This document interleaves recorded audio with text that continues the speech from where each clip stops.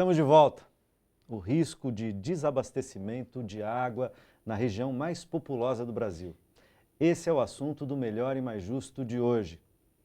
Para essa conversa estão aqui comigo Carlos Bocuí, presidente do PROAN, Instituto Brasileiro de Proteção Ambiental, e Edson Aparecido da Silva, sociólogo, coordenador da Frente Nacional pelo Saneamento Ambiental e membro do Coletivo de Luta pela Água de São Paulo.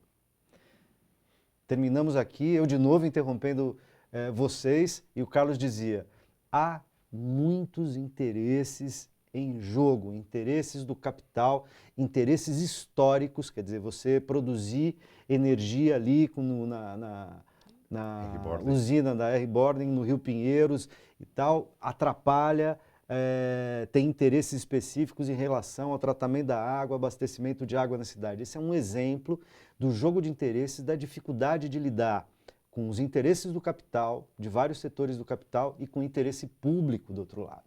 Queria continuar nessa discussão e que vocês pudessem então explicar, de novo, quais são os principais interesses que estão em jogo aí e como superá-los em nome e em favor do interesse público. Carlos.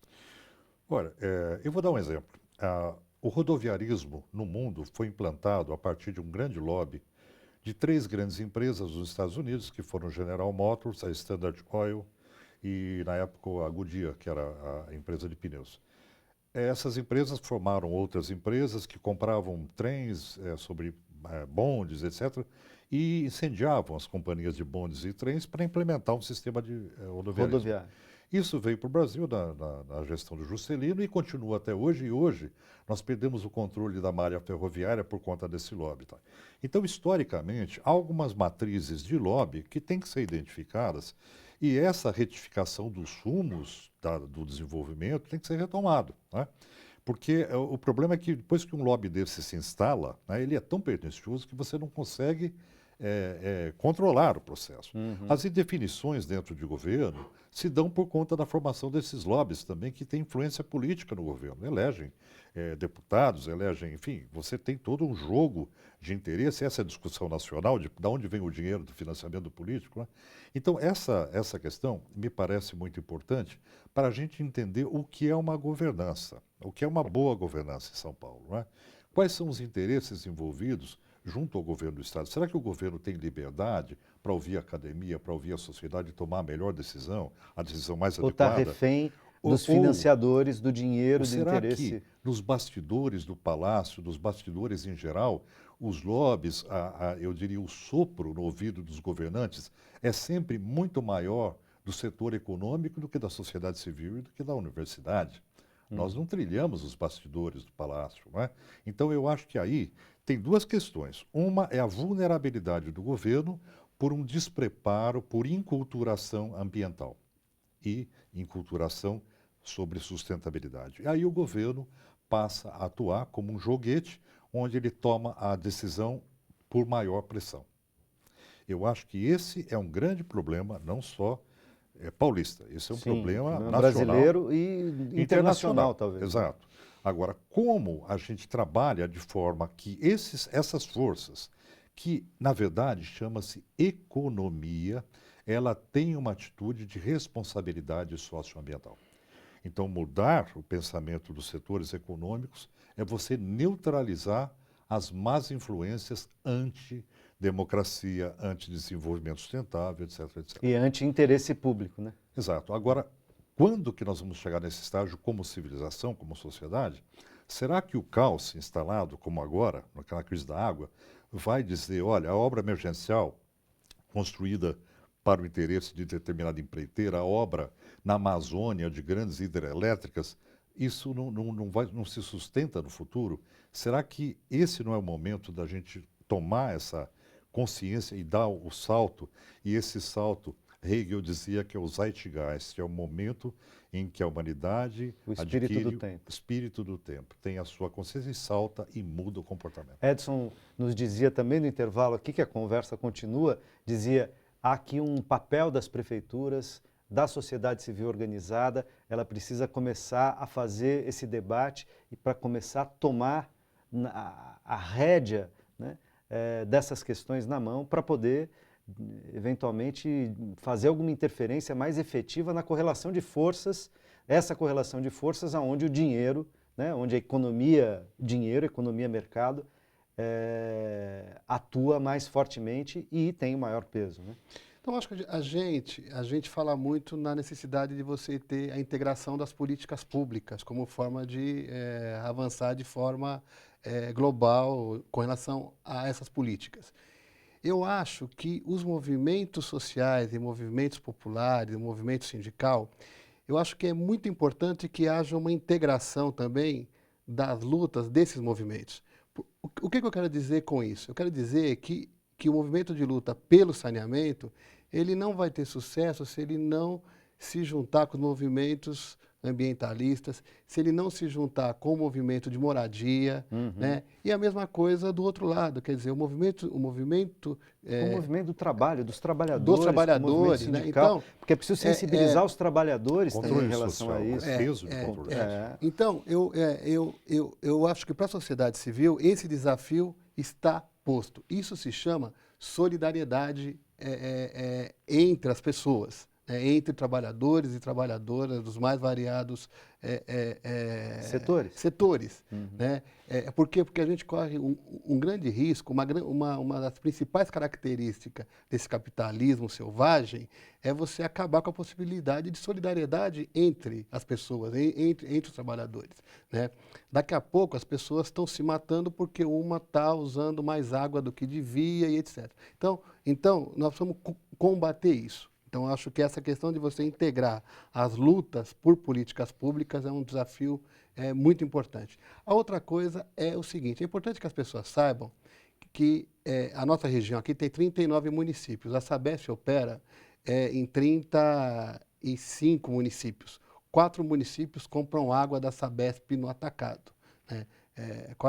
São Caetano, Santo André, Mauá, que tem suas próprias empresas, Mogi das Cruzes, eu acho que Santa Isabel ainda tem um serviço próprio. Os outros municípios, a Sabesp opera nesses municípios por contrato. Você tem um contrato de prestação de serviços. Então, é muito importante que os municípios tenham um papel de protagonista no enfrentamento dessa crise.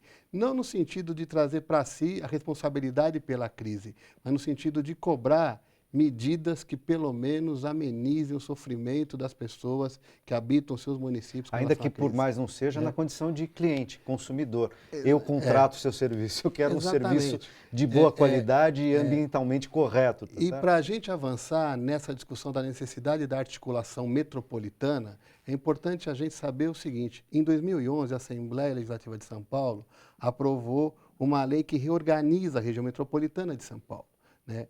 E foi criado um Conselho de Desenvolvimento da região metropolitana, cujo presidente hoje é o prefeito de São Paulo, Fernando Haddad. Esse Conselho de Desenvolvimento, que congrega os 39 prefeitos, ele se reuniu uma única vez no final de 2014. No ano de 2015 ainda não teve reunião do Conselho, em plena crise da água. E quando se reuniu ano passado, se reuniu sem a presença do governo do Estado. Então, eu acho que está passando da hora dos municípios também se organizarem para cobrar propostas efetivas para que a gente saia dessa crise. A gente está colocando aqui um cenário que é, ao mesmo tempo, muito complexo, muito urgente, que implica muitos fatores, né? Tanto os locais, quanto os regionais, quanto os nacionais, quanto os internacionais. Mas se vocês tivessem que eleger as principais medidas de curtíssimo prazo, né, para enfrentar tanto aquelas que são técnicas quanto aquelas que são econômicas e políticas, né, para enfrentar essa situação e para abrir perspectivas de futuro, não é só para enfrentar a água para daqui a 6 meses, 1 ano, mas para abrir perspectivas de futuro, quais seriam essas medidas, muito pontualmente? Carlos. Hoje, a primeira medida é a responsabilização jurídica sobre o dever de fazer.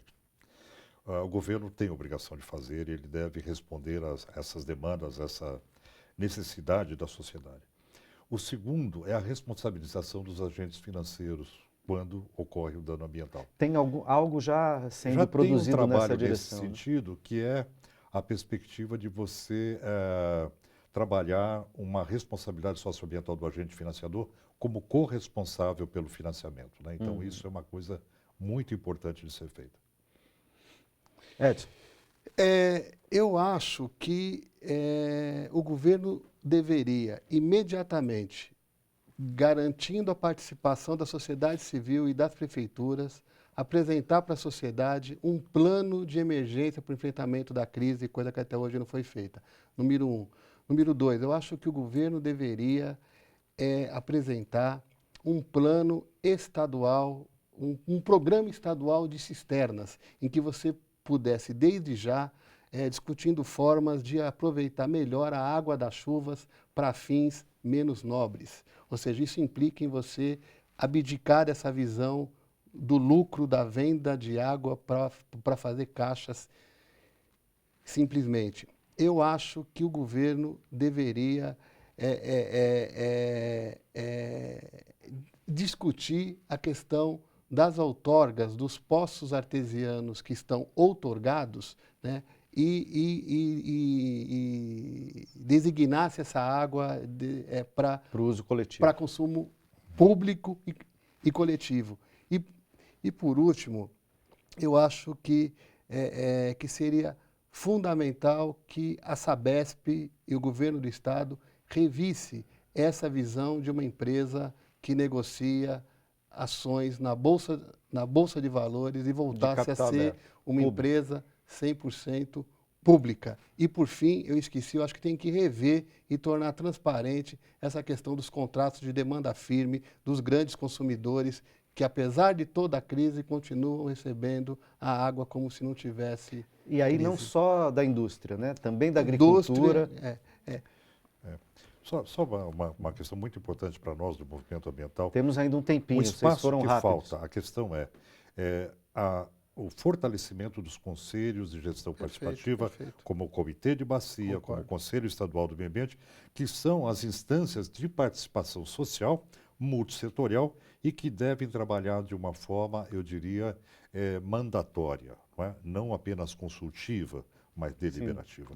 Isso garantiria um contrapoder, um esforço da sociedade que poderia balizar interesses econômicos. Nós, do Coletivo de Luta pela Água, inclusive, estamos fazendo um esforço de retomar a participação das entidades do movimento sindical, do movimento popular, nesses instrumentos. Nós achamos que é fundamental e de uma forma que a gente consiga atuar conjuntamente nessa perspectiva de melhorar a gestão ambiental e de recursos hídricos na região metropolitana. Então, e para a gente finalizar efetivamente, quer dizer, embora essa questão seja de competência constitucional do governo estadual, o Edson aponta para questões de participação dos prefeitos.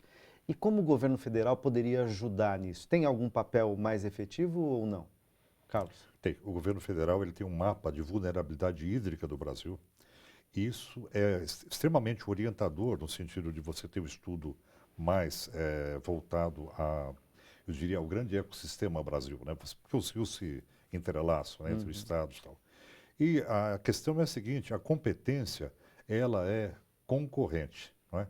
Mas nós chegamos num ponto da água que nós temos um estado de incompetência concorrente. Você tem aí, claramente, ações que devem ser do governo federal, dos governos de estado e dos municípios, além de todo o papel que a cidadania pode exercer no processo. Eu queria agradecer muito a presença de vocês. Acho que para mim, foi muito esclarecedor, informativo, uma conversa importante. Tenho certeza para você que nos acompanhou até agora também foi. E imagino que você, tanto quanto eu, se já não conhecia esses detalhes, está também espantado e percebeu a urgência da necessidade de cada cidadão se apropriar desse debate, pressionar os poderes públicos para que a gente possa fazer mais e fazer melhor para garantir um meio ambiente saudável e garantir água para nós e para as futuras gerações. Agradeço a você que nos acompanhou até aqui. A gente se encontra na próxima quinta. Um forte abraço.